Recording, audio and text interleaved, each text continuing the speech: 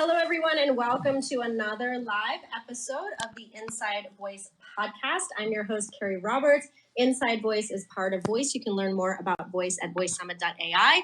My special guest today is one of many we have on today. We have Ian Utile, the CEO of attn.live. So welcome, Ian. Thank you for being here. Oh, thank you for having me. I'm very honored to be here on the Inside Voice podcast. And I also have with me someone many of you know very well, but for those who do not, Pete Erickson. He is the owner and founder of Modev and Voice, again, what this podcast is a part of. And he is here to share kind of all the new events that we have coming up and to say hello. So welcome, Pete. Thank you for being here.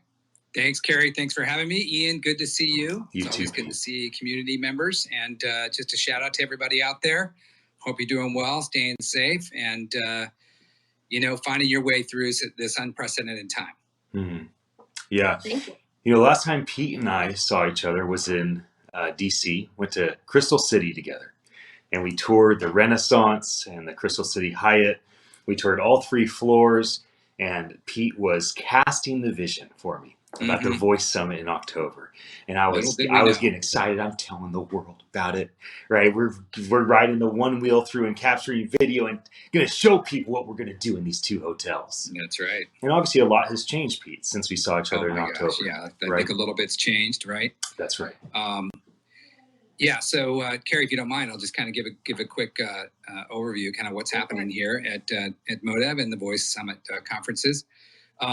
Well, as we all know, coronavirus, I think, has taken everybody by complete surprise, just with regards to the amount of disruption it's really caused in all of our lives, personally and professionally.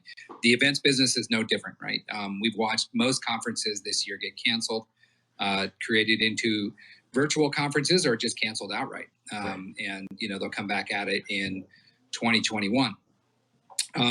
We were a little bit fortunate that we had already started planning a live stream conference called Voice Global. We started the plans last August. The idea with Voice Global was we knew that, we had attracted close to 5,000 people from 30 countries to Voice Summit last year. And knowing that there were people coming from around the world, we wanted to provide an opportunity to reach those attendees, or even more attendees that could be out there around the world, to join the voice community and give them a platform. And also be a way to promote our flagship event in the fall, which is Voice Summit. So that was the spirit by which we started Voice Global. But little did we know that the pandemic would hit, and now we put a whole bunch of new focus on Voice Global, just as a real must-have now for the industry to come together. If you look at the last major events happened in January with Voice at CES and Project Voice. There's been some other smaller events, but really, we haven't been able to come together as a community. So we see Voice Global as a way to bring everybody together again. And that conference, you can go find out information on it at voiceglobal.ai. It's 6 channels, 24 hours, kicks off in London, and goes around the world. And, we're really excited about that. It's a big undertaking, but we like doing hard things. And that's all in process right now. So we look forward to that. So go check that out. It's free to attend. And we hope everybody will come and experience it, to see what a virtual summit, virtual conference can be like. And then for our fall event, Voice Summit, we are going to take that virtual. It's already noted on the website, but we're in the process of communicating with everybody, all the constituents. And we've been working behind the scenes for a couple months. We had to work with our hotels and all of our vendors. And, we want to reconvene things in 2021, and I'm really hoping we can. I'm not going to say it's a guarantee at this point, just because there's so many unknowns right now. But we will be getting a communication out. You'll see a video dropping from me this afternoon about that event. But this will preclude that a little bit. But I'm happy to get the message out there that Voice Summit 2020 will be a virtual event. And really, it's all about keeping people safe. And our job is to not only keep you safe, but keep you connected. So we're going to do that in an exponential way this fall. And planning is well underway for that. So we're excited about it. And we appreciate everybody's patience and understanding as we do our best to be a platform for the community. One other thing, Carrie, I want to bring up real quick is, given that we were supposed to go to Mobile World Congress and that canceled, and South by Southwest canceled, and so we had to think quick on our feet. And fortunately, with one of our partners at the Google Assistant Global Product Partners team, we came up with a talk show idea called Voice Talks. It launched last month. And that's been a great success. We had 13,000 subscribers to our first episode. We'll probably approach close to 25,000 subscribers for next week's episode on May 26th. And that's really about putting a spotlight on the community and what's happening out there, and how are people utilizing voice and building products, and just the opportunities that are abound in this industry. Right now, I would say the voice tech industry is being called on to innovate like never before. This is our moment. It's time to take that opportunity. Voice Talks is one way that we figured out, if we can't reach people at major conferences like we planned on, we can reach them through our platform. And Voice Talks has been a great success. And hats off to the Google Assistant product partners team for joining us on that journey. And Sophia Altun has been a fabulous host. And this next episode next week features all women in tech, all women in voice, doing really, really breakthrough things at the edge of the industry. So those are the things that we're up to. And, like I said, as a community builder, we just see our role as more important than ever of keeping people connected through this crisis, being a platform for growth, for job opportunities. We know that people's lives are really depending on the community builders out there. We take it very seriously, and that's what we're focused on. So thanks for having me on here at the beginning of this conversation. And Ian, excited to have you as a media partner. Attention.live is a media partner for Voice Global. Thank you so much for that. I look forward to this conversation because I think what you're doing is outstanding. And I won't steal your thunder, but I think the work that you're doing and the barriers that you're breaking down related to audio content and streaming is really, really cool. And I hope it goes very, very well. So I'll go ahead and sign off. Carrie, thanks again for having me here at the beginning of the show. You two have a great conversation. We will. Thanks, you so much, Pete, for joining us and for continuing to bring the community together in such innovative ways. So thank you. You're welcome. Going to keep it going. See you soon. See ya. Bye. All right, Ian, first, before we start, those that are watching, Stephen Fox is here. He says, thank you. Brenton Power, so excited to hear. I invited hundreds on my business social media. We thank you and appreciate it. Emery says hello, and Ludwig, good to see you. Ian, sending blessings your way. So I want to thank all of the people that are here, and I want to give kudos to Ian for helping to kind of put this together, to bring people together, to really do the work, to send the information out. So thank you, Ian, among many things that you do. And we're first starting off about live podcasting. And, for those that don't know, you also had a company where it was the #1 fastest growing private company in San Jose, California, a few years back. And then you decided to create attn.live, which is this kind of live podcasting platform. But I'm curious, what made you interested in kind of this live thing? Because I got excited about, voice because of podcasting. And a lot of times people were like, well, they don't really correlate. And here you are kind of bringing these two together. So I'm curious where this concept for you came from. Yeah, wonderful. Well, I look forward to answering that. For those that are tuned in, thank you for your attention. Your time is super valuable. And to tune into a live event like this is asking a lot. If video is too demanding for you, you can always listen to this broadcast as well. Carrie's live streaming this to Twitter and Facebook and YouTube, I believe LinkedIn, and then we're live streaming the audio to YouTube and the Lexi devices. You asked about how did I get into live podcasting. I've had other previous tech companies. The creation of Attention Live is for the sole purpose of me as a human and me as a businessman having the tool that I need. The reality is that live podcasting does not exist right now. So this is a brand new category that me and my partners and our extended team have been working on creating. This is why it's taken so long. I started this journey November 2017.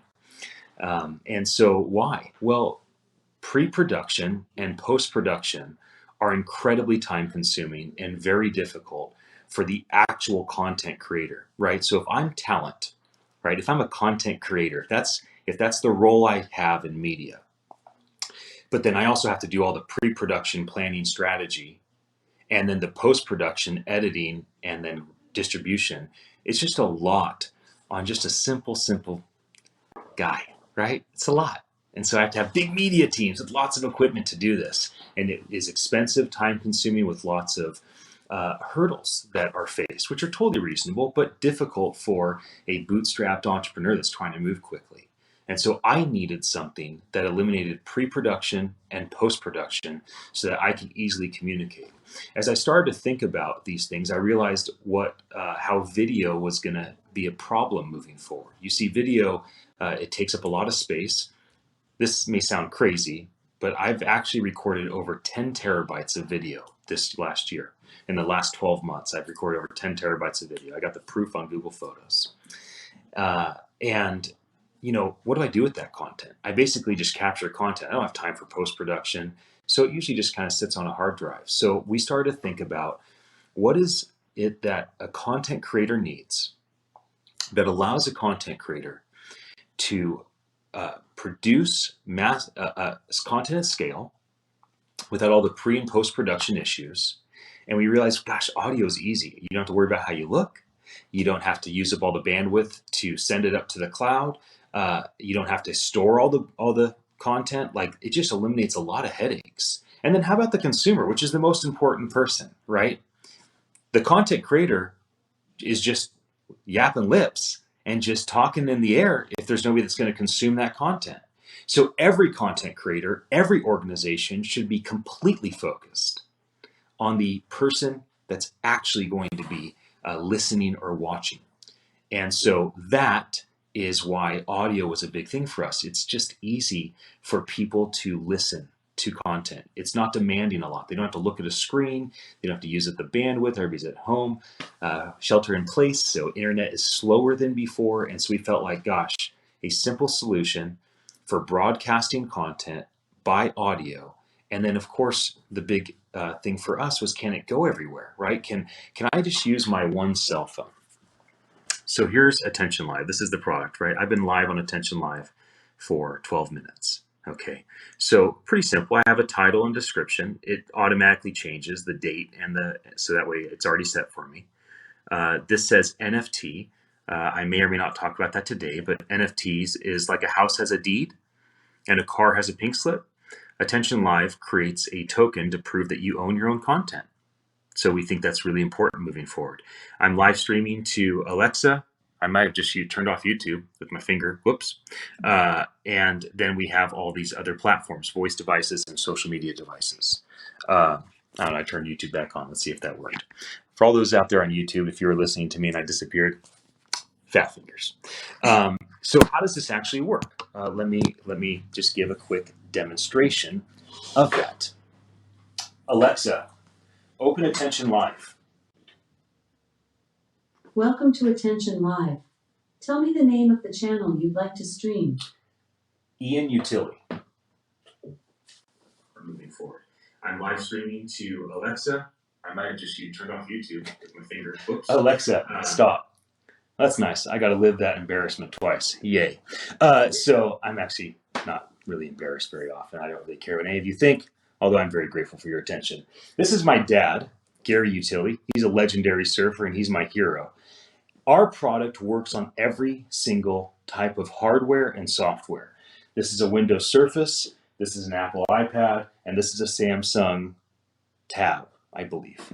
So it doesn't matter if a content creator is an Android user, an iOS user, or a Windows user. It doesn't matter if they prefer a desktop computer, a tablet, or a cell phone. They have the ability to use any device they have. Even that old junk drawer iPad, iPhone, the iPhone 5 work just fine. You can grab that, and now you have the ability to go live from one place everywhere. Doesn't demand a lot of you as a creator, certainly doesn't demand a lot of people as a consumer. So that is what we've created right now. That works, and I'm very thankful for the team that's helped me create this, especially my business partner, our CTO, Landry Woolworth. He's been with me for almost 15 years. He's helped me launch probably a dozen companies in the last 15 years. And then I have another half a dozen people that are part of our team. And altogether, we've worked together 80 years in total. Our team, that's the number of years that these folks worked with me, building companies. And so, I have a big mouth and they have big brains, and we're creating something special. Yeah, and when we talked about this before, because I've been doing podcasting for a while, I do 3 shows, and I think you're right. I think that there's value as a creator in that it's another place that people can listen to and ask about, but also from another side, you and I were kind of talking, as we call you a futurist, or you call yourself a futurist, is this idea of like, I can ask, my device, eventually my car, my phone, whatever, does so-and-so have a live podcast right now? Or is anyone talking? Like, whatever you want, eventually I think is the whole goal, right? If there's a celebrity speaking, a podcaster you like, is there something on about this? I think that's something that I find really exciting about that as well. Yeah, I mean, for us, if you want to listen to Attention Live, you can listen to my channel, Ian Utility, 24 hours a day, right? So we basically have a radio station we're creating for our users. So all of my live podcasts are stacked together. I can eliminate podcasts that I don't like, right? I said something stupid, I said something wrong, the internet wasn't, whatever the reason. Just delete or edit. And then you kind of cultivate this really nice 24/7 cycle of information. This allows people to tune in to somebody that they're interested in hearing, and they can just hear their last live podcast and then their next one, where it picks up where they left off. And then I can interrupt. Like, obviously, I just did the demo, and you, Carrie, were able to hear what I just said 30 seconds before. So that's considered real time in live streaming, right? Like if we go live through Zoom on YouTube or Facebook, like we did yesterday, people in other areas, they're going to see that with a 25 or 35-second delay. So that's pretty normal. It's still kind of considered live in real time, right? And so we're really excited about what we've built. We think it's important. For the last 2 years, I've been talking about we're going to build this product. And it's going to go live on every voice device and every social media site. It's going to tokenize your content, and it's going to automate the process for you to make money. And I mean, I'm building the story, right? I'm telling the story. But then as soon as our product worked last fall, so it's actually worked, for 9 months. Okay, let's rein it in and figure out what we really have our hands on. We started using it, right? We used it at CES, didn't tell anybody. No big PR, no big press release. I didn't tell the media. We used it at the Project Voice, right? I didn't say anything to anybody except for just in passing, right? Very mellow, and it's one step at a time. See, I have an advantage that I've been building tech companies in the Silicon Valley for over 20 years. And so I have experienced the consequence of being, of talking about a house of cards as though it's real. In the past, I've experienced the consequence of, people talk about catfishing, when somebody presents something that's not really what it is. And I've experienced the consequence of when CEOs start catfishing their product and start saying it is something. So as soon as we really knew what we had our hands on, we reined all of our communications in, and it was very clear. Like today, we've developed and created a category called live podcasting. And with our software, from any device, any OS, you can go live on YouTube, which represents the social media sites, and Lexi, which represents the voice devices. Soon we will add all the other, you saw that on my screen, the other ones. We're also going to send the archive to Spotify and iTunes, much like Anchor does. And it's really a special product. And so now it's important that I can communicate the value of what we have right now separately than when I get into my futurist mode and I start vision casting about what we're going to do or what can be created, because we have something very real and very tangible right this moment. I want to share some comments. Emery says, kudos to Landrew. We have Mark saying, terrific demonstration, simply amazing. Nice demo from Eli. And then also, let's see, we got a lot of comments, which is really nice. I love all my friends on here. Yeah. Look at all these friends that came on to we say appreciate hello. All your comments. We're going to do Q&A a little bit later. And if my friends have questions, write your question. Carrie and I will see it. And I'll answer it. Easy platform for content creation, and you can set up affiliates quick. You want to share it, which is great. Someone had, it uses Zoom, which is fabulous. So I think it's for people that are in podcasting. I will say, now everybody's podcasting, and this is another way to kind of stand out and do something a little different, kind of combine two things as well. And I want to switch gears just a little bit and talk about, the future of voice. Again, you talk about yourself being a futurist. What do you kind of see besides just this live podcasting section about the future of voice as a whole? Yeah. So let me just make a very clear distinction. We're at the 20-minute time, right? It's 1:20 Eastern, 10:20 Pacific. I'm no longer going to be speaking about the product that is created and built at this moment. That's what I talked about the last 15 minutes.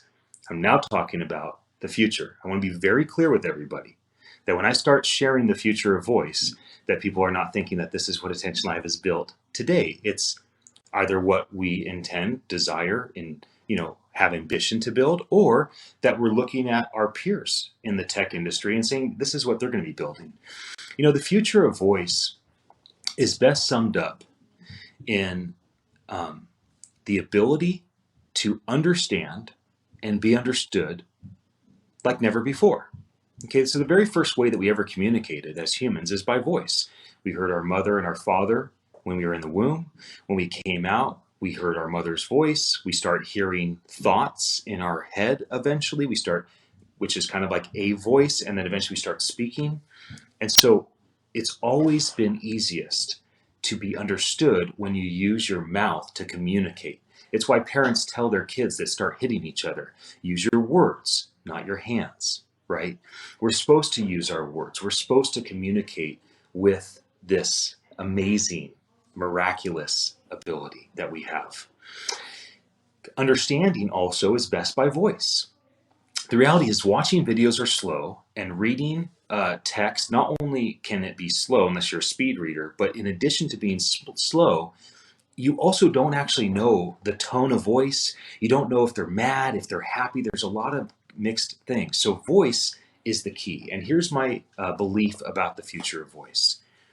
I will speak to a voice device. Now today we have Siri and Bixby, Cortana Assistant, and Lexi, and SoundHound, and there's others, right? Your car, your Mercedes, right? So you have these things. I'll speak in the future, and it will literally understand me better than any human understands me. It will understand me better than my parents or my children, and I will understand the voice devices eventually better than any human.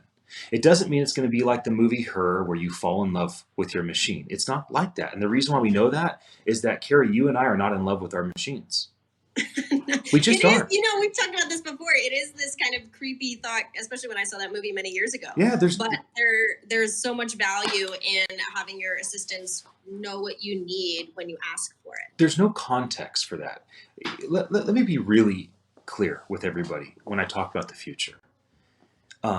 There's a lot of amazing media out right now that is telling you the wrong story. And if you believe that story that they're telling you, you are going to be part of the problem. And this is my biggest concern as we move forward, is that there are amazing artists, directors and producers. There's amazing artists, actors, actresses, and CGI people that are creating this story. Okay, they just released the new show Upload on Amazon Prime, and before that it was Electric Dreams on Prime, and then there's Black Mirror and Altered Carbon, right? Of course, Blade Runner and Terminator and Alita and all these dystopic movies. And my question, media people, all you artists out there, where are Jetsons type movies at? Like, whatever happened to positivity, optimism? Like, in fact, how about just wisdom? Like, just look at history. How does technology usually work out for humans over the course of the last 10,000 years? How'd the tire turn out? How'd planes turn out? How about cars? How about glasses? How about clothes? How about the internet? Smartphones? I mean, how have things turned out for humanity? It sure seems to me like even the most devastating possible invention, somehow, some way, humans were graced, and it turns out for our good. Yet, when it comes to artificial intelligence, voice technology, these types of very future tech things that is maybe even being developed faster than we have control, and then fears arise, and then Skynet, and then Upload, right? Now, I enjoy these shows. I thoroughly enjoy dystopic media because it's escapism and entertaining, but I find it very concerning because it's not casting a vision of the future where in 10 or 25 years, you walk around and you have an idea. Like, this is the future, Carrie. You have an idea. Carrie's great idea. And then you go, oh my gosh, that's a great idea. Instead of taking 9 months to work on your branding and to build a website and to launch an event, or in my case, 2.5 years for Attention Live. You just say, hey, voice device, which understands your tone of voice perfectly. It knows if you're sad, if you're angry, if you're anxious, if you're in a hurry. In fact, it knows your schedule. It knows the people you just finished talking to. It knows the people that you're going to talk to. It has full, complete context, as long as you give it that, right? You're going to have to give up privacy for speed, or give up some sense of, there's an exchange. But you say, hey, I have an idea. You say, voice device, Carrie's great idea. I want you to take this photo from my phone. I want you to use that video I saw on YouTube 3 days ago. First paragraph should say, this is Carrie's great idea. I'm really pumped about this. You have to engage with me on this great idea. Go and buy me carriesgreatidea.com. Not available. .co is fine. Get all the social media sites, the Twitter, the YouTube. Build all those things out, same banner, same design, spin up an Eventbrite page, and then can you invite everybody I've text messaged in the last 18 months that lives within 20 miles of me, invite them to come over. Let's assume we don't have the same social distancing policies 15 years from now, right, when this is at this level, and then you say, done. Literally, as fast as you could speak, it understood and did the work, and the sites are built, the social media sites are built, the Eventbrite message went out to all the people within 50 miles of you that you text in the last 18 months, and your event is sold out. You had an idea, and instead of a 9-month, $10,000, $50,000 process, you went from an idea, and 2 minutes and 28 seconds later, your event's sold out. Like, that's the future of voice for marketers. It's not it saves time, it's efficient. And I think, like you said, a lot of times creators, entrepreneurs, business people, you're kind of walking and you have these ideas pop into your head, or you have things and you're like, you just want to talk it out loud. And I think, like you said, there's value in voice being able to pick that up and then utilize all the other information it has as well. For people that, you're talking about, some people say doom and gloom, but there's so much positivity here. Where is the positivity from a job standpoint? Because a lot of people feel like, oh my gosh, well, if that's what those things are things I do for a living, what will happen? That's a question people ask all the time. Do you think that there's kind of these new jobs being created? And if so, what does that look like? Well, nobody really knows, especially in the short term. It's way easier to talk about the jobs 5 and 20 years from now than it is to talk about the jobs 6 and 18 months from now. I can say I believe that the future, that there's 3 experiences that we're going to have in our life to basically, that we engage. We're going to either be learning, we're going to be teaching, or we're going to be promoting. And so probably the number one job moving forward in the world is going to be a job of a promoter. It doesn't mean you're a salesperson. It doesn't mean there's a billion different ways to promote. But promoting something will provide value to an organization that wants to influence people. And so if you can get people's attention and influence them on behalf of an organization or a person, you can be compensated for that. The other thing you'd be compensated for in the future is teaching. All right, so let's talk about the voice device. Let's talk about Attention Live in 5 years. Okay, so 5-10 years. And I'm talking about jobs right now. This is relatable to what you said. 5 or 10 years. Let's assume that Elon Musk has put enough satellites in the world, everybody's connected. Let's assume Jeff Bezos or Mark Zuckerberg or even Justice Earl from SnapRing can get enough rings on every single person's finger that their ring can connect them to the satellite and it has a microphone and speaker in it. Okay, now you have Musk providing connectivity, and you have another entrepreneur providing hardware and software. Now, let's say Attention Live's on there, which would be my intention and my goal and desire. Now, somebody that cannot read, cannot write, doesn't speak or understand English or any major language. In fact, they might even be blind. So they couldn't read anyways, right? But they have this ring, and this ring opens their world. And so what will they start? They'll start as a learner, right? And so in their own language, I want to know how to use my ring. And then there it is. And even though it was taught in English or German or Spanish or Portuguese, they will hear it in their native tongue. Why? Because voice technology is just the human interface or the human operating system to be able to communicate with machine learning, which we call artificial intelligence, which doesn't really exist yet, maybe ever. And so this machines will be able to translate messages or teaching from developed countries into the same exact content, but in the native tongue of the developing world. Well, once they start as learners, then they can actually learn something through this hardware and this connectivity. And next thing you know, now they have something of value to provide, right? So now all of a sudden you just potentially put the world to work as teachers or as promoters, right? So if the world is going to be learners, teachers, and promoters, then people in developing worlds will probably have to start off as learners, learn some skill. Maybe the skill they learn is how to handle operating calls, right? Customer service. Pretty simple. And so they start by learning. They have their little ring. They talk to the snap ring, and through the satellite, through attn.live software, and they say, I want to make money now. So, okay, well, we have all these customer service calls. They come through, they listen to them, they respond. That has value. I don't know, maybe 3 cents each call, maybe $3 each call. Who knows what micropayments are going to be like in the future? But that's a very real thing. And that's why our ambition is to actually have half the world on our platform. You see, in 10 years, I'd love to have 4 billion people using the attn.live software.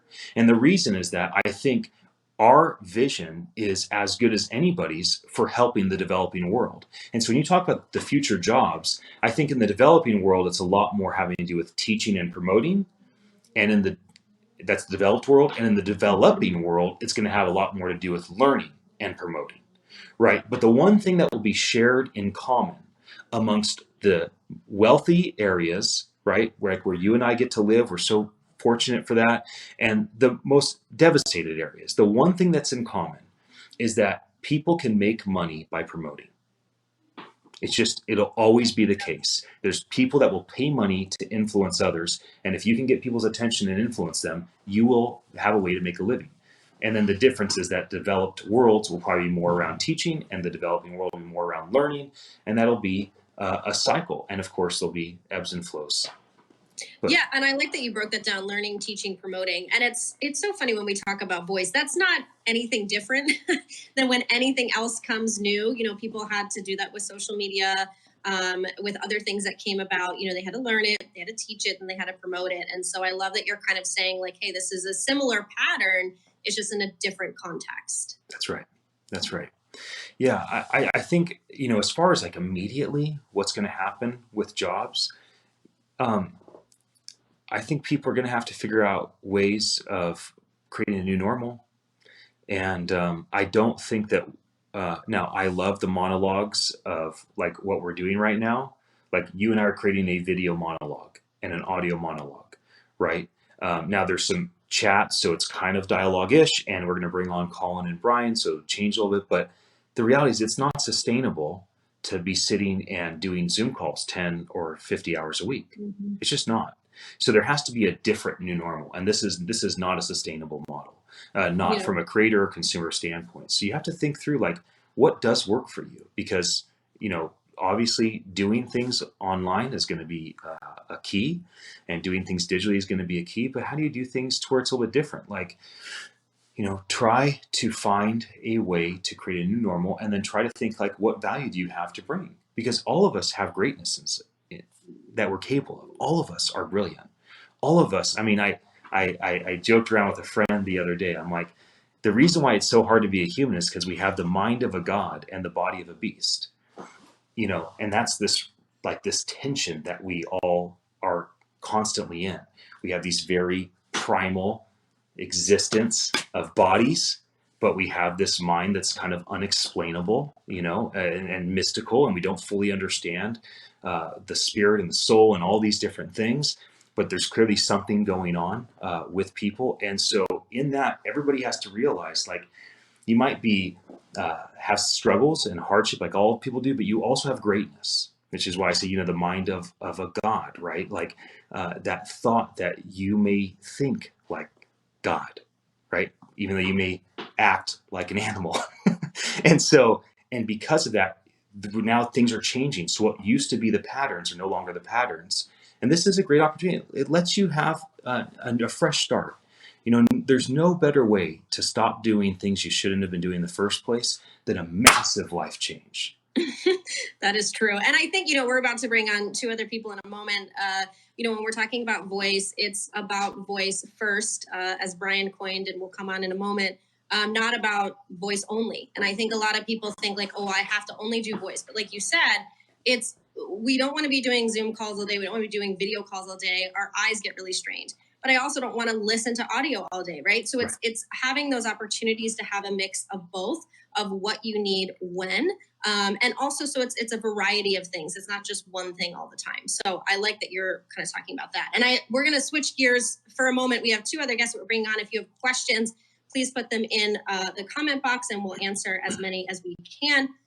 So I want to add in here, we have Brian Romley. He is a voice first expert and investor. Welcome, Brian. Excited to have you here. Let's see if you can hear. He is in Wyoming. Thank you. Really a pleasure to be here. I really appreciate it. I love the pre-talk. This was brilliant. Yes, and Thank you, Brian is in Wyoming, so he is here with us just in an audio sense. But we are excited to have him here. And we also have Colin Borns. He is the VC at Voice Punch.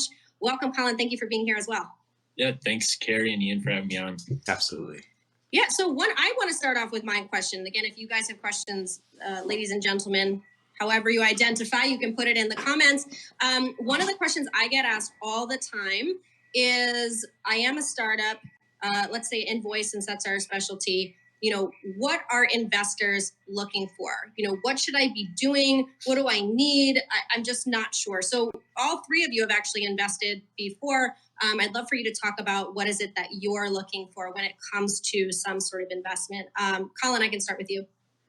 Yeah, I think that, we're definitely talking about like this whole new normal. I think that we are going from an era of being able to go on, maybe it's a hunch or you really like a team, you really like an idea. And now we're going into this sort of time where you really need to actually be building a real business. I know that sounds kind of straightforward, but the sort of mantra in venture isn't always build something that makes money today. And I think that we're going into, at least for the next few years, just a time where you really are going to have to have good unit economics, a good business plan to actually make revenue and not just get users, I guess, up front and then worry about revenue down the road. Yeah. And Brian, what are some of your thoughts on this?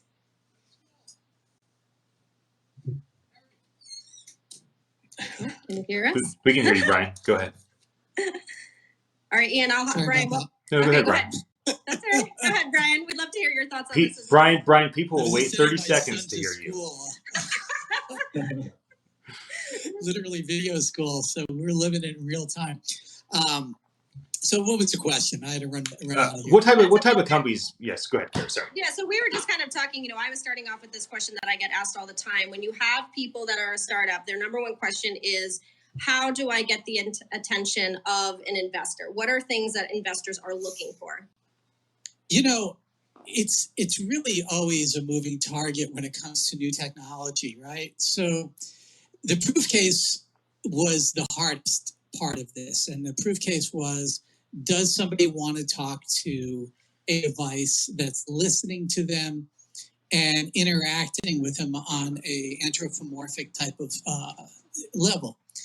The prior use case was, dialing an 800 number and being greeted by a touch tone system, and nobody really appreciated that. And it wasn't really until Siri and Alexa that we started seeing what the beginning of this power could be, but it's extremely early days. So the problem with being able to present the future is that you have to have the minimum viable product. And the minimum viable product has to be something that serves a sector greatly, to a level that if that product was missing from that person's life after they've adopted it, they would want it to come back, right? So that's kind of what I look for. That's what I try to build, right? Because I also built this stuff. And you want to make it so that it becomes integrated and weaved into the fabric of that person's life. And very few products really get to do that. And in a sense, the word disruption is always brought about, right? The true Clayton Christensen disruption actually winds up at the end of the day equating into becoming part of that person's tapestry of life. So where does voice come? Well, we're now in a Q&A type of voice environment. You ask a question, you get an answer. That's not a conversation. In fact, it actually is irritating. And so we've reached what I call the cold winter of voice. And that's it. Where are the boundaries? Okay, I kind of can get it to do this. It's a Q&A, but it's not very satisfying. Conversation is what humans are built upon, as Ian brilliantly presented. We're storytellers and we're story listeners. That's all humans do, period. Hard stop. If you can find anything else that humans do beyond building a story, whether they're building with their hands, their words, their products, it's a story.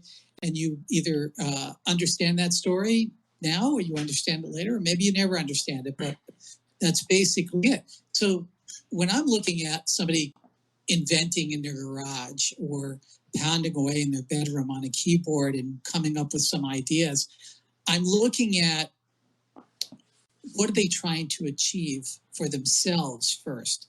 So I'm not even looking at the product. I'm looking at the person. Anybody who claims that they have some kind of mathematical model because they left a university MBA class is telling you a lie, because it never existed and never will exist. The only thing that exists is the person and then the people behind the product. All products initially come from the invention of one person's mind, and that will never change. But it comes with a lot of help. We stand on shoulders of an amazing amount of people. So you look at those people and you say, okay, whose shoulders are you standing on? And if they can tell you, then you know you have somebody legitimate. If they don't have the ability to explain it, then they probably don't have the ability to translate what that product is going to do in the real world. So it starts with people. Why do you need to build this? Why does it need to be in this world right now? Now, some people think this is all about greatness. Every product has to be super great. That's another lot of BS. A product doesn't have to be super great. A product just has to do what it was made to do. And it has to do it good enough for the person to want to buy it. Not everybody is driving Mercedes-Benz perfectly engineered cars. I see a lot of Fords. I see a lot of Chevys. I see a lot of old Pintos even out here where I am right now. So, you know, this idea that came in the tech world of this absolute perfection of everything, fortunately creates monsters sometimes. It also creates what everybody calls feature bloat, right? You have the bloated features within a product. This is typical of us engineers and technologists. We tend to want to throw everything we can into the kitchen sink, hope that something sticks to the wall because we don't quite get it. We don't quite feel what that product is. And that's what I teach people to do. I teach people to close your eyes and feel what this product should be doing. And literally it is a feel. And a lot of people think this is new agey. A lot of VCs, when they first, they want me to help them with some of their clients. I'm like, what is this guy doing? Is he some kind of guru? Is he going to have us walk on the beach? No, this is how people buy things. Right. We're emotional creatures. Right. Everything is a neuropeptide release. So I start with the founder. What neuropeptides is that founder putting out? What is he or she trying to say to the world? Then what is the product trying to say to the world? Then what is the team that's building that product trying to say to the world? And then you start getting, wow, this has got something. And that's what voice did to me when I first found it, right? I found it really in the 70s and the 80s. I said, this is the last interface. This is the last interface for humans. Everything else has just been a sidetrack. Yep. Pounding on keyboards is a cognitive and mechanical load. We're built for conversation. Nobody's going to change that. Even if you stick a wire in my head, you're still only going to hear one thing, my inner monologue. It's a voice. So if you want to stick a wire in your head to do that, fine. If you want to try to read my left hemisphere, which is a soup of ideas, go at it, because I can't even do that, right? When you and I, everybody are in flow mode, it's nothing but a massive ideas. Literally, I call them pyramids, because at the bottom of every pyramid is data, then there's information, then there's knowledge, insight, and then wisdom. And what the brain produces is wisdom. We take those ideas, which are desperate pieces, and we connect them together. And usually it's because we've observed nature, or we've observed somebody who's observed nature. Because the human is in the fishbowl, and all we can do is replicate what we've seen around us. That's all invention is replicating what we've seen in nature. And some of it's very crude. That's why it's box-like, but ultimately that's the end game for every human being, is replicating what they've seen around. So when I see a founder that instinctively, they may not be able to put it in words like that. By the way, I generally don't say that very often because I'm hard to take to begin with. But when I start saying stuff like that, people's minds kind of go crazy, especially engineers. They get very angry. No, I'm inventing something nature does not produce. And I'm like, well, you're not looking hard enough, dude. You're not looking hard enough. I love it. So that's what it's about. That's what I look for in founders. That's what I invest in. And it could be a hot dog cart. It could be the latest voice tech. That's what I think everybody's looking for. And if you can create a university course to do that at Harvard or Yale, I'm all for it. I'll sit down and listen. But so far, it's numbers and spreadsheets, and it's go to market, and it's product market fit, and all of that is, let me give you a technical word, bullshit. If you're an inventor, a creator, and somebody's telling you about product market fit, they are not really a VC. They're somebody who's lost because they don't even know why their investments are paying off. And I hate saying that, but I say it this way because I have seen so many dreams broken by the bullshit that rolls out of Sid Hill Road that tells people that you need a product market fit. And that's bullshit. What you need is to be able to find a place in the world for your product. And if you find that place, the world will come to you. And that's not a product market fit because it's putting the cart before the horse. It's approaching the market backwards. And most people who analyze markets do it ex post facto. And so what do they see? They see everything backwards. They don't really see the inception points. That's why I spend a lot of time on social media showing people what innovation has looked like throughout the arc of history. And people get shocked. Humans created this? Humans have done this? 75 years ago, we were able to talk to things? Oh, yeah, we were able to do these things. Oh, but, some VCs will say, well, there was no product market fit. There was no scale or go to market. I'm like, where did you find these freaking words, dude? They don't really even, they really don't have any reality for a creator or an inventor. That's ex post facto analysis to make you feel good about the investment that you made. That's all it is. Yeah, so I wanted to that's say the best way I can say it. Ted says, Brian, you're brilliant. I love the clarity you share. And then we had a Bond dad came on. He said he tuned in right as Brian said, stick some wires in my head. So we we love the mix. We do have a question from I think it's Ponya, Ponja on LinkedIn. She says, how far away are we from our devices understanding our emotions, in your opinion? Ian, do you want to start with this one? Yeah, I think we're really far away. I think it's not about the number of years. It probably has more to do with like there'll be a moment where there's a breakthrough, with understanding how to basically structure the machine learning to understand emotion.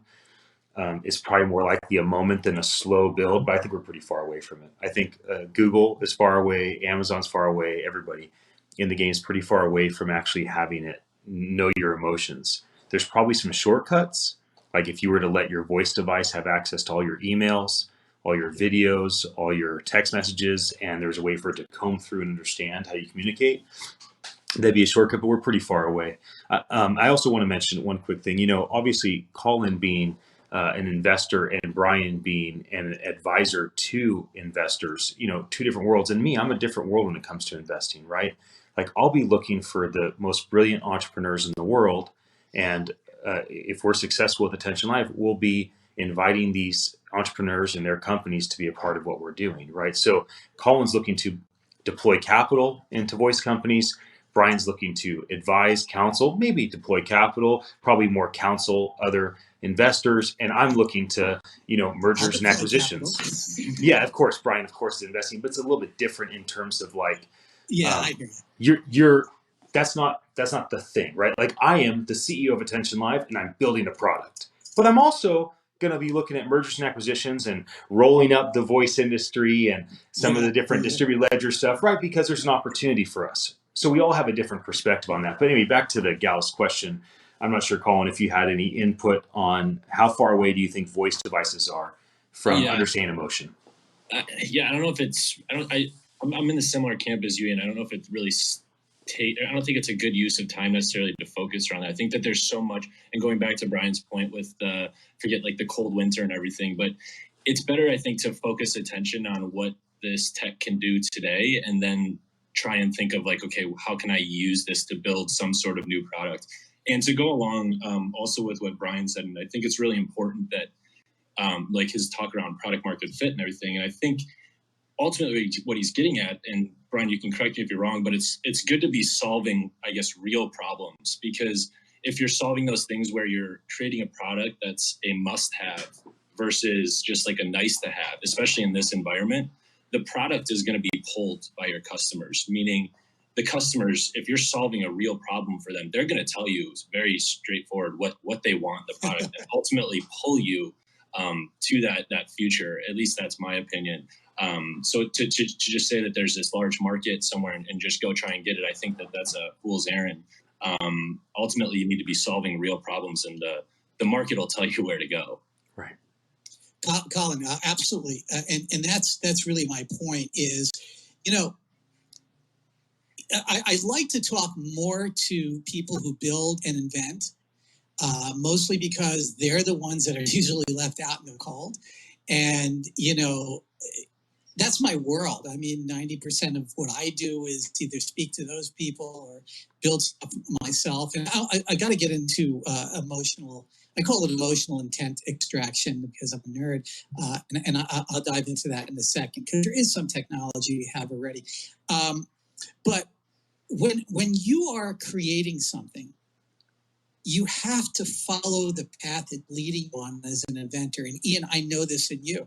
You could not stop yourself as an inventor. And along the way, if you had the wrong thing said to you, you could stop your invention process and say, the world's not ready for attention live. And that's bullshit. The world is ready for it. The thing is, we have aligned our world into this startup sort of folklore culture that I believe post-pandemic 2020 has created a reset to that. Right. You have to be in dog patch, exposed wood and exposed recycled brick, sitting on a long table, pumping out in a hoodie to get VC funding. Thank God that's dead. Thank God that's dead. Because first off, not everybody looks like that. Second off, not everybody can live there. Third off, it's probably deleting 99% of the creativity in the world. And I love to see that over.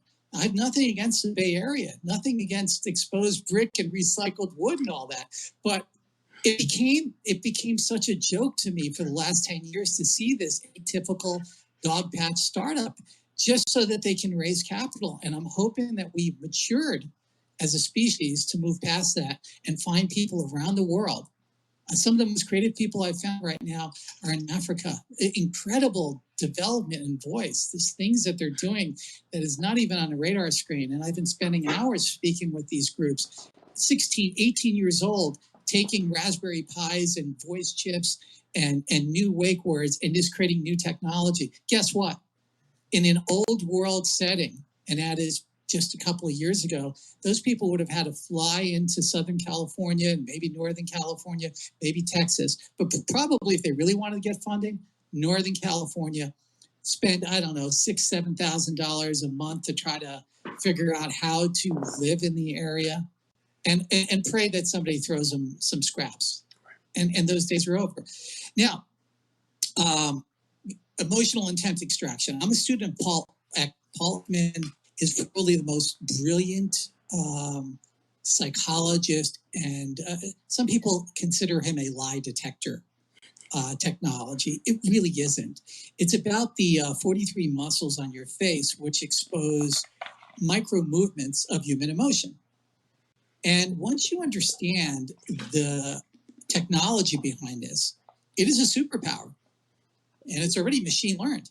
In fact, Apple acquired the technology from Emotiant, which is part of used in Face ID, but it's also used in Animoji. So the Animoji in an Apple chat, which most people aren't using anymore, but it was a great idea. What it does is it's not really reading your face. What it is it's looking at 43 muscles and replicating your emotional intents artificially within that Animoji. And so where was Emotiant before Apple acquired them? Well, unfortunately, they were experimenting with, let's call them showroom dummies, Nordstrom's and Bloomingdale's, some old school names now. In the post-pandemic, I hope not. Bloomingdale's is already, right? Yeah. Yeah, I think so. Nordstrom's. They put stereoscopic eyes in the dummies, and they watched people's expression as they walked past the clothing, and they read their emotional states. Liked it, hated it, all the different crinkles of, you start reading the effector muscles. So what I did is I took that technology and I built it into what I call the intelligence amplifier. And what it essentially does is it takes cheap cameras, and it's not to record anybody. It's not to make serendipitous videos. It's to try to read emotional states. And so I can, just from facial expression, read emotional states. Now, if I had telemetry on a person, let's just say I'm wearing a device, we call this human telemetry, I can read about 77, 78 telemetry points on a human body, which will tell me emotional states. I'll give you one easy one, iris, right? Just look at somebody with a really big iris and observe them walking first, but if they're not walking funny, just look at their big iris. What is it telling you? And I think a lot of people who wear makeup understand what this is about. The whole idea of eye makeup is to try to make the iris look as big as possible. It's not the eyes, because if you have a really small pupil, the reaction a human being has to the face of a small pupil versus a larger pupil changes dramatically. So I can read an emotional state. Now, does that read a person's mind? No, it does not. Neither does Paul Ekman's facial reading, right? If I can read your 43 muscles, I can give you the superpower. I can probably teach it in 2 days for most people, right? I can give you the superpower, but it doesn't give you much. It actually is sometimes a curse, because you can tell when somebody is giving you a deception instantly. You don't even need to have known the person. It is universal, every single culture, but you don't know what the deception is about. The deception could be the self-lie. So if we teach a computer to read deception, which we have, right? We don't know what the deception is. So then you have to do a lot more with it. You can look at incongruencies. You can look at a lot of different things. So now, what does facial reading have to do with emotion? Well, the face is you get to see my face today, I'm sorry. But you generally, like Ian was saying, you generally will look at somebody's face for this sort of feedback. When you're typing text, that's the most one-dimensional you can get out of a human being. And there's no way to read irony.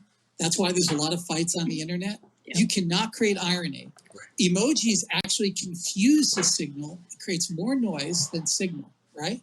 Somebody uses an emoji the wrong way, you can get pissed off. You can say, oh, you're mocking me. Right. Like the head exploding emoji. Sometimes people use that and say, oh, you're mocking me. It's like, that's why I don't use emojis very often, because they're not accurate. You see an emoji. In fact, if you ever want to play a game with people, lay up some emojis and tell them what it makes them feel like. It's a Rorschach test, right? And your mind will be literally blown. Emoji right there. Now, your mind will literally be blown, because you might have a best friend or a significant other and say, hey, no harm here. What does that emoji represent to you? Give me words. Give me 3 words, 4 words, 5 words. Do it with kids. Children are especially important. Teenagers, they're communicating textually, and they're trying to get ideas and emotions across, because we're emotional creatures. And we're using this crude, old school caveman tool of emoji to express what I'm trying to do in my voice. Yeah, so like Ian was saying earlier, It's our voice is our power, then our face is our confirmation. And that's why we're voice first. And that's why this technology, when we finally do read emotion, we can transfer that digitally. And someday your emoji will literally display what you're feeling in real time if you don't want your face out there. Make sense? It. Yeah, it's very exciting, and I want to thank both of you for being on. We have a couple people to bring on to finish up. Maybe before Brian leaves, Brian, Yeah. I wore this shirt for you. He can't. Because yes, you and I know how it's all going to end. Decline. I love it. Brian and Colin, we appreciate your insight so much. Thank you, guys. Thank you, guys. Thank are you so much for very joining active us. on Twitter, so definitely check them out. So thank you. We'll see you both again soon. Thanks, guys. Okay, bye. All right, so just to finish up, we have a couple other great people to bring on. So we're going to bring them on here. I have Dr. Terry Fisher. He is a physician. He is the founder of Alexa in Canada, the Voice Den. He also plays the drums. I mean, what can Dr. Terry not do? Can we just talk about that? We also have Bianca Phillips. She is the founder of Voice Tech Lab. And then we have Audrey Arbini. She is the founder and CEO of Audio Brain. Noelle was supposed to join us, but it looks like she may not be able to do that today. So I want to welcome all of you. For those of you that are watching, if you have not interacted with anyone in this space that you're seeing today, please reach out to them. They're very active on LinkedIn and Twitter. The voice community is such a nice group of people, and everybody's trying to learn from one another. So Dr. Terry has an exciting event coming up. Ian and Terry, do you want to talk about it? And then we'll have the ladies talk about how they're going to be a part of it as well. I've talked enough. Terry, why don't you tell them about the Voice Den? Thanks. Well, before I talk about that, I just want to thank you, Carrie, and Pete, and everybody involved with the Voice team, the Voice Summit, Voice Global team. You guys are putting on incredible events, and I encourage anybody who has not already got on their mailing list, signed up to get all the information, to definitely do that, because they are real masters when it comes to bringing the community together. So that's the first thing. Secondly, so thank you very much for giving me this opportunity. We've heard the word monologue a couple of times already today in this broadcast, and the Voice Den really came from an idea of trying to bring the community together, not so much for monologue type of interactions in an online setting, but to really have a dialogue. And one of the things that I really love about when we were able to go to live events, was being able to hang out with people, hang out with friends, hang out with mentors, just chat about what's going on in the space, learn from each other, advise each other, mentor each other. And I started to think about how we could bring that to an online space. And that's really what the Voice Den is all about. It's an opportunity for people to come together as a community, chat. We have invited guests, known as the voice influencers, and these are some of the biggest personalities in the voice space. And it's an opportunity for attendees to come sit in the hot seat, so to speak, and have a chance to get some of their questions answered. Have a chat, just like as if you were going out for a couple of drinks after you had sat through some sessions at a fantastic conference. So I don't want to say too much more. What I really want to do is talk about some of the people that are on this first show happening tomorrow. And so we've got Pete Erickson, who kicked off this episode. Pete is one of our voice influencers, so it's fantastic to have Pete on there. You'll have a chance to chat with him. We have Dave Isbitsky from Amazon, Chief Evangelist. Of course, Dave is a wealth of knowledge. Brett Kinsella, the brains behind VoiceBot.ai, and these two wonderful women on with us right now, Audrey Arbini and Bianca Phillips.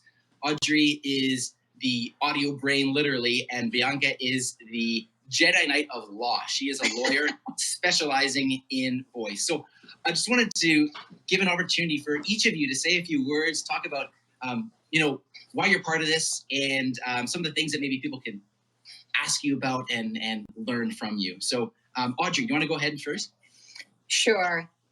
Thank you for having me on. We're going to have a blast tomorrow night. We've been talking about this for a long time. And the idea here is to almost have like a party that we had, a few months ago, just to kind of replicate it in the environment we're in now.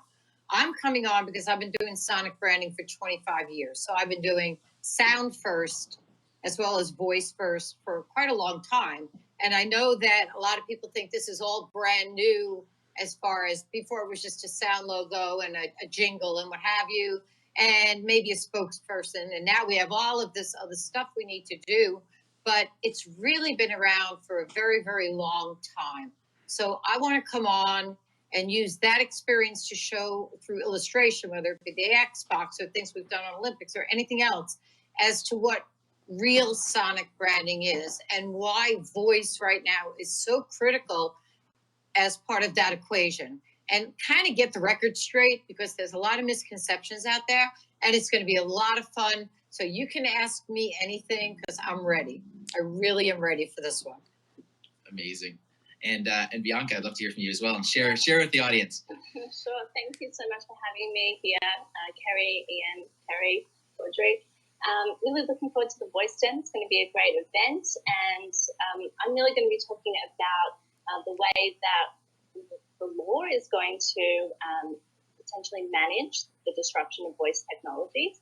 And part of that is my role with the Open Voice Network. So I'll be talking about how the Open Voice Network is really bridging the communication between the makers of technology and the makers of the rules and laws that will govern society as we move forward with these interesting, fascinating technologies.